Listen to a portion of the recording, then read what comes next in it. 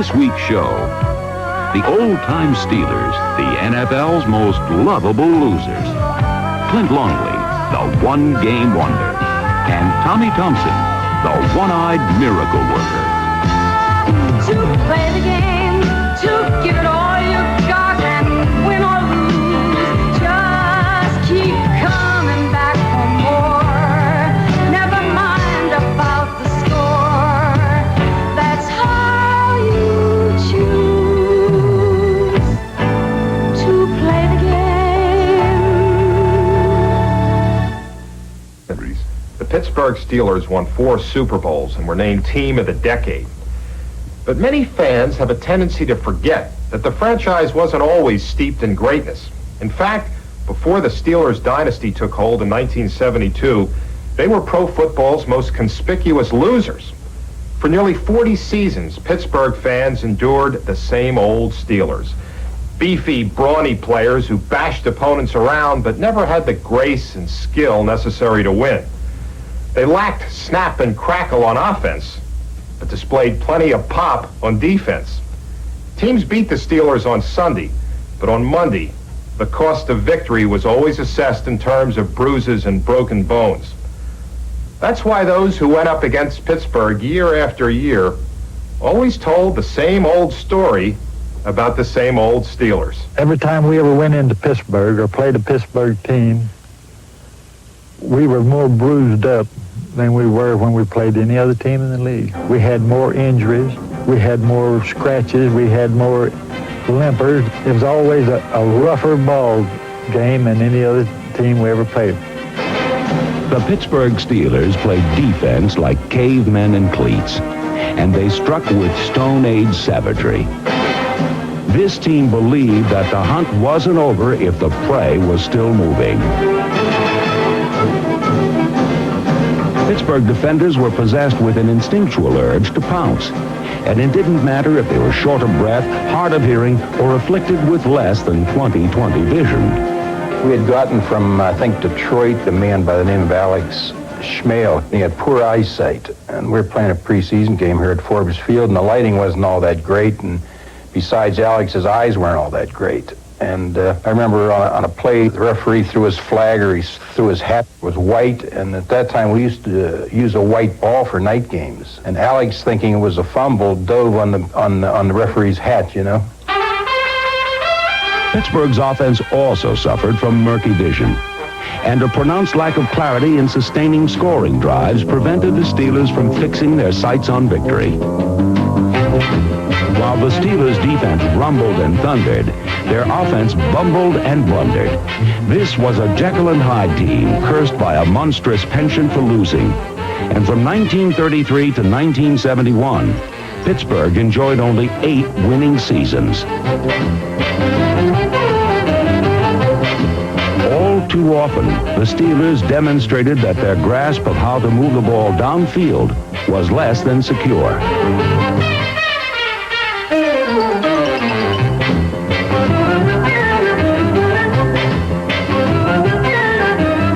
Pittsburgh usually found that even when the end zone was close, it was yet so far away. An inept offense was one factor in the Steelers' losing tradition. Another was owner Art Rooney's unorthodox criteria for selecting head coaches, such as Johnny Blood McNally.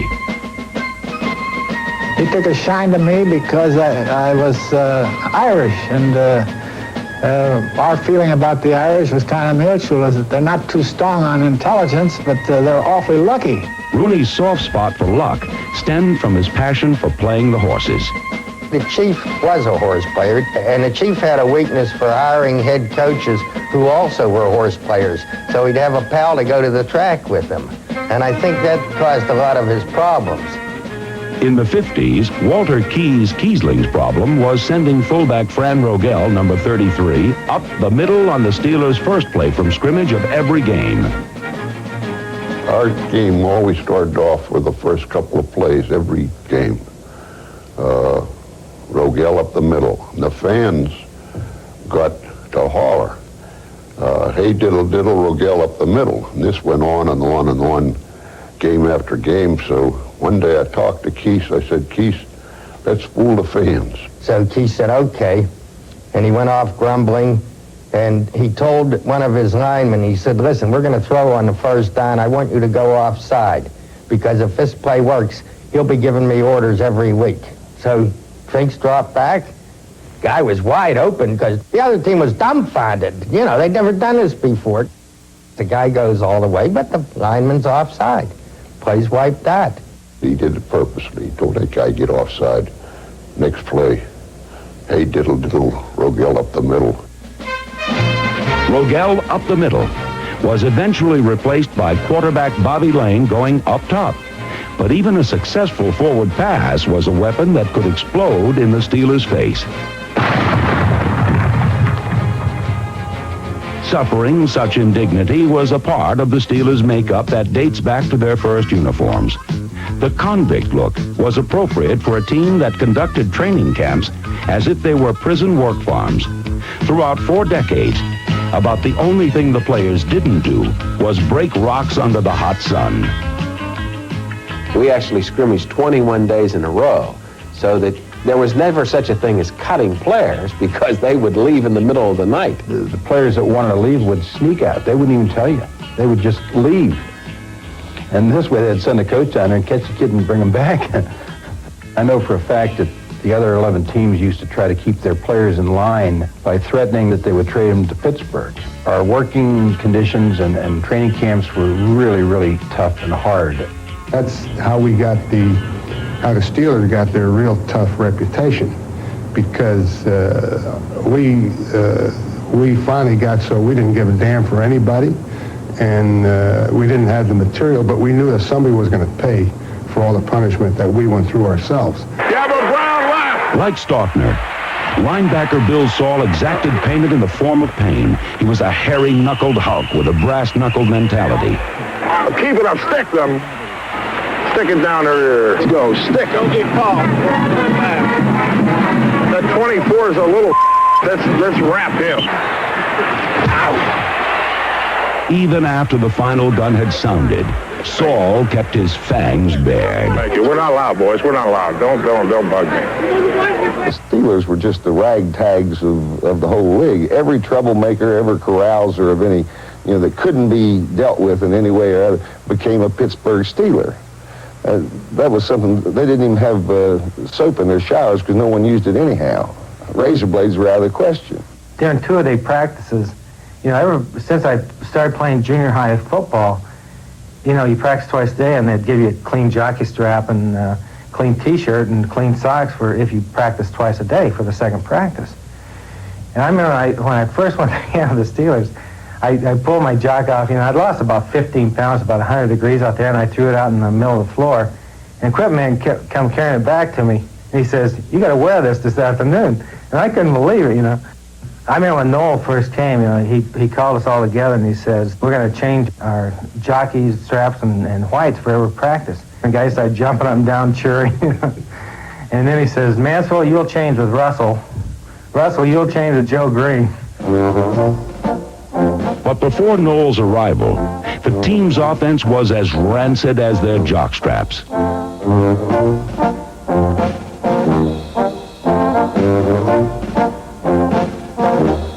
Foes feasted on the Steelers' mistakes, but playing them was no picnic.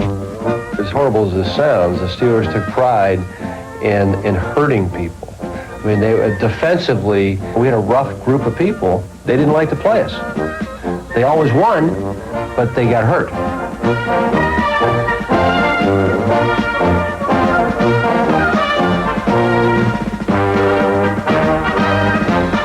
The same old Steelers. They seldom tasted victory, but their hard-nosed, hard-hitting brand of football made the rest of the NFL quake with terror. And the great Pittsburgh teams of the 70s were the beneficiaries of this two-fisted legacy. Basically, the tradition of the Steelers is hard, rock 'em, sock 'em, and they're proud of that. I was proud of that when I played for the Steelers. Can you find the office here? Hello, Barry. Move a little Referring to the Philadelphia Eagles teams of the early 1940s. The Eagles stumbled in the darkness of the Eastern Division cellar and were even forced to combine with the Pittsburgh Steelers to make one team when their few quality players were drafted for World War II. They called the team the Steagles. But in 1945, Philadelphians celebrated both the end of the war and the emergence of Eagle quarterback Tommy Thompson, a one-eyed wonder from Oklahoma. With Thompson calling the plays, Philadelphia had a clear sight line to the World Championship. Florida's Tommy Thompson came out of Tulsa as a single-wing tailback in 1940, but as a professional, he became a classic drop-back passer. Teamed in the backfield with future Hall of Famer Steve Van Buren, Thompson transformed the lackluster Philadelphia Eagles into a league powerhouse in the late 40s. He had an exceptionally strong arm, very competitive. In fact, the Eagles, with Van Buren, who I considered in those days was the greatest runner in pro football, we couldn't win as great as our running game was. We needed somebody like Thompson to throw the ball, and of course, when he started to throw, we started to win championships instead of football games. Thompson guided the Eagles to 3 straight division crowns, earning NFL championships in 48 and 49. He also topped the league in passing, achieving all this despite a serious physical handicap. He had cataracts in his left eye, and it came from a blow with a javelin when he was in high school. As a result of this, he was handicapped. He had one bad eye that he didn't see too well out of. Apparently, Thompson saw well enough out of his other eye to tie a league record of 25 touchdown passes in a single season, pleasing head coach Greasy Neal. Greasy respected Tommy for another skill, too. He was a scratch golfer, by the way, with one eye. For those of you who play golf and aren't scratch golfers, with 2 eyes. And next to coaching and betting on the horses, Greasy loved golf. And when we'd have 2-a-day practices in training camp, and it was getting a little hot, we'd give Tommy the sign and tell him to get the old man, see? And along about the middle part of that practice that morning, Thompson would look at Greasy, and Thompson would say, gee, I feel pretty good today. I think I can give you 3 shots on the first 9 and take you easy if you want to take a try at it. And the old man, Greasy, would look at that and say, what'd you say? And he'd say, I'll give you 3 shots for about 100. You will, huh? Well, I think we're working pretty good. No practice this afternoon. So we'd get off of practice, and Tommy would take Greasy out on the golf course. Whether it was sinking a birdie on the 18th hole or leading the Birds of Philadelphia, Tommy Thompson was a winner. In 1951, Tommy retired, a one-eyed eagle whose vision made his team a champion.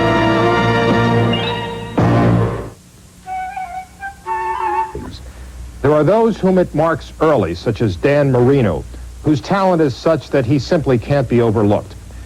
Then there are those to whom it yields grudgingly, such as Charlie Joyner, who played for more than a decade before he received any recognition. And then there are those whom fame seems to choose arbitrarily and unexpectedly. 10 years ago, on a Thanksgiving Day in Dallas, an unknown substitute quarterback named Clint Longley replaced an injured Roger Staubach, and the NFL gained a marriage of man and moment worthy of legend. Clint Longley is a hope of all obscure players. They come off of the bench in a tight situation and go to and have a great glory he had that afternoon. That was a tremendous performance. You just couldn't believe it. When you lose your quarterback and you're up against Washington, who's a good football team, and you're behind to start with, and you hadn't had much success all day, you don't expect things to happen like that. On Thanksgiving Day, 1974, Tom Landry and an obscure rookie quarterback witnessed what appeared to be a horrid chapter in Cowboy history. Trailing the Redskins 16-3, the Cowboys' only hope was Roger Staubach, a savior of lost causes. But neither saviors nor saints could deter a foe who knew the only sin was losing. When the Redskins knocked Captain Comeback unconscious in the 3rd quarter, all that stood between them and victory was a baby-faced rookie quarterback named Clint Longley. There'd been a lot of talk in that particular game. Darren Talbot actually came out and said they were going to knock Roger out. When the talk starts, Landry came out and said, well, they're talking. Said they're going to knock Roger out, and all we've got left is that rookie, nameless rookie. And then he just kind of would turn his head and look at me like this, like, well. And, of course, the whole team looked at you and said, well, it'll never happen. I was afraid they weren't going to sit me in. I was all they had left there, and I was looking over. I was afraid they were going to call 3 timeouts. To try to have to keep putting me in, because one of the biggest nightmares of head coach in the NFL is to send in, their rookie.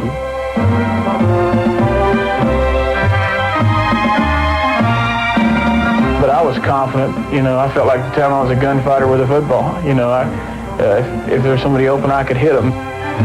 This gunslinger demonstrated a fast draw and a hair trigger release, even though he had not played a down in 1974. Nicknamed the Mad Bomber for hitting Tom Landry's tower with an errant pass in training camp, Longley sighted in on Billy Joe Dupree for his first touchdown.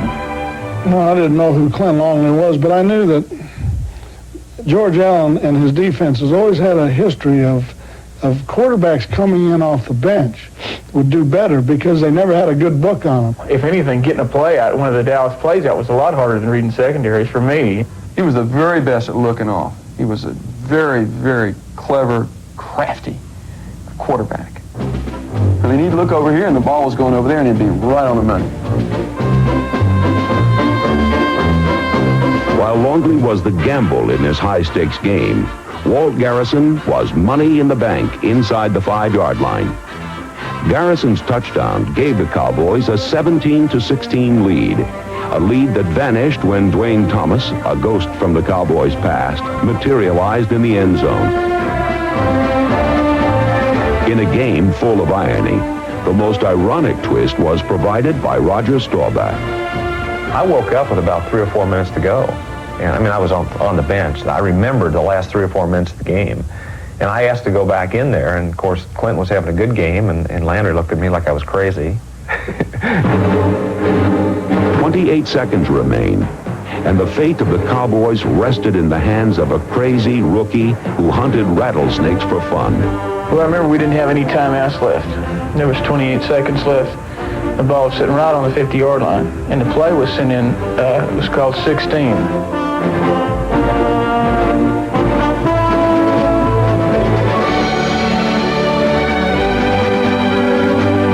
Longley's 50-yard touchdown proved more than just a prayer of a pass.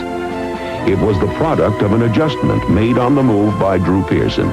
He was like a magician back there, and it was like having a quarterback run through the secondary. And it was largely his idea, because it was definitely a deviation of the 16 play. What he wanted to do was make the safety think he was going underneath them, and then straighten up and kind of split between the two of them. They were playing inside out, and caught the ball about the 3 or 4 yard line and went in untouched. Longley had no command of the complex Cowboy system. Ignoring keys and coverages, he simply did what he did best, throw the football. Wayne and I made the comment is that when Longley got in there, he just looked back and he just looked, well, is anybody open? And he just, threw it. And that was his statement, the triumph of the uncluttered mind. The game was both the sunrise and sunset of Longley's career in Dallas. The next season, he was shipped off to the Chargers after fighting with Roger Staubach, thus becoming just a footnote in Cowboy history. Dad?